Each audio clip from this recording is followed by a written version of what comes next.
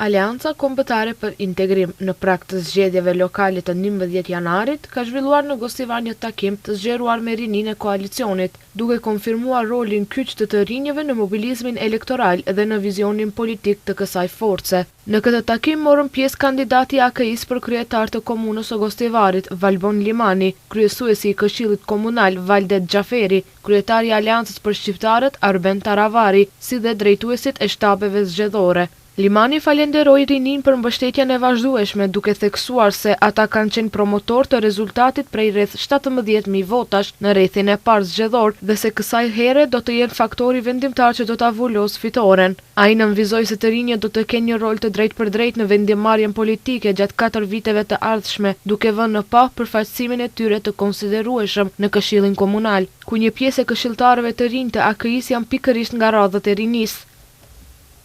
Ndërkaq, kandidati i Vlenit për kryetar të komunës së Gostivarit, Nevzat Bejta, ka zhvilluar takim me banorët e fshatit Raven, ku ka dëgjuar nga afër shqetësimet dhe kërkesat e tyre lidhur me gjendjen aktuale dhe mungesën e investimeve në vitet e fundit. Nga shtabi i Bejtës informuan se gjatë bashkëbisedimit banorët kanë shprehur pakënaqësitë e tyre, neglizhencën komunale dhe mungesën e zhvillimit. Ata kanë kërkuar projekte konkrete dhe angazhim serioz për përmirësimin e infrastrukturës dhe kushteve të jetesës. Bejta prezantoi projektet që sipas tij do të realizohen me ardhjen e tij në krye të komunës së Gostivarit, duke theksuar se zhvillimi i Ravenit do të jetë pjesë e prioriteteve të qeverisjes së tij lokale. Kemi një zotim të përbashkët që çdo projekt të realizohet të përputhje me kërkesat e qytetarëve, u shpreh Bejta, duke shtuar se pas fitores së pritshme më 11 janar, komunën e presin shumë punë dhe investime të mira.